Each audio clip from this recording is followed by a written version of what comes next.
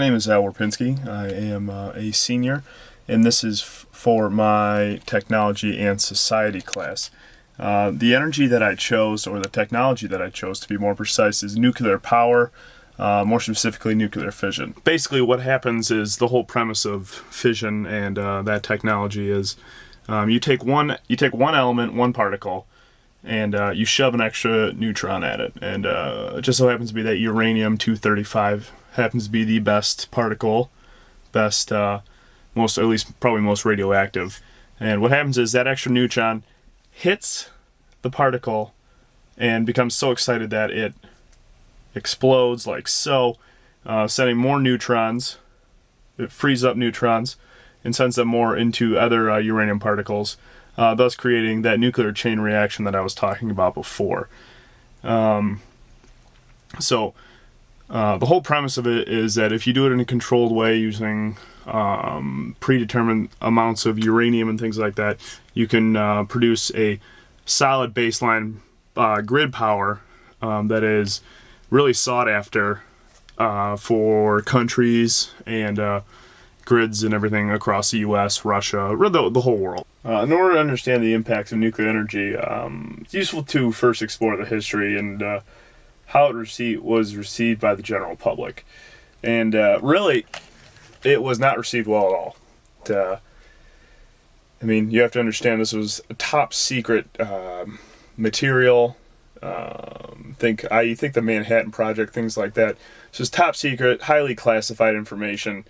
And the public's first perception of it was 2 atomic bombs being dropped on Hiroshima and Nagasaki, which was not good. So this phantom research project that the U.S. military was working on reared its ugly head.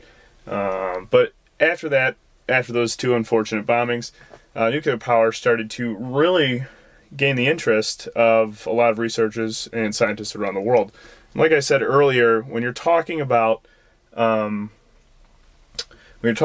uncontrolled nuclear chain reactions, that's militarized nuclear chain reactions, such as bombs. That's what happens when the nuclear chain reaction is uncontrolled. It results in an atomic or nuclear explosion.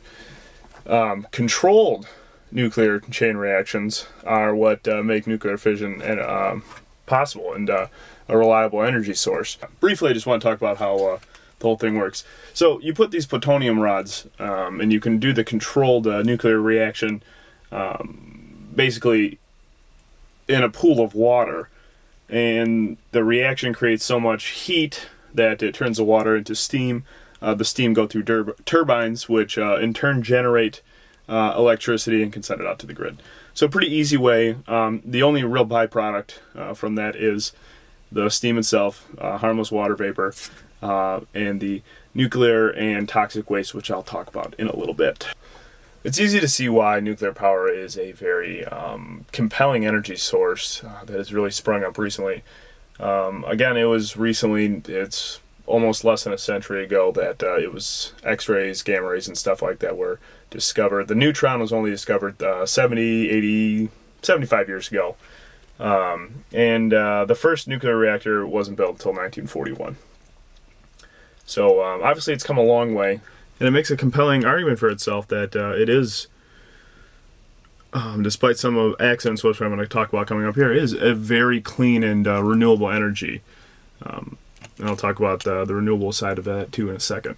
So notable accidents, obviously most recently the Fukushima nuclear disaster happened in 2011. That was considered a level 7. That's one of the highest. That is the highest nuclear disaster possible. Most notably Chernobyl. The Chernobyl disaster in Russia was big, and the 3 Mile Island accident in 1979 was a large accident that involved nuclear powered.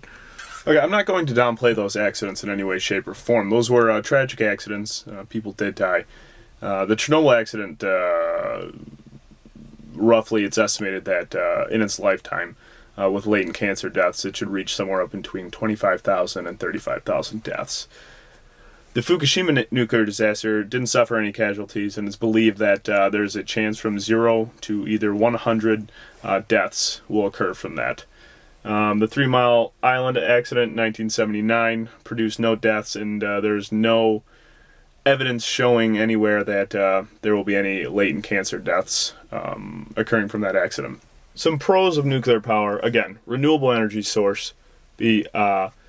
It actually produces, obviously, no emissions. A lot of environmentalists will argue that nuclear power is not as clean as it projects.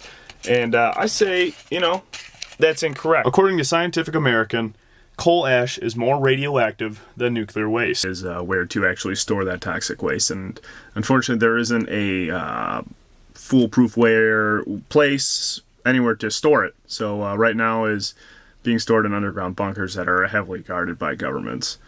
The toxic waste that is produced by nuclear power plants is a real issue. However, radioactive waste comprises less than 1% of the total industrial toxic waste. Less than 1%. But however, it does remain hazardous for long times, and there needs to be a place to store it. So right now, it's being stored underground in deep cement-sealed bunkers, and these locations are heavily guarded. So that's kind of the Achilles heel of the industry, and for right reasons. There has been talks about just shooting the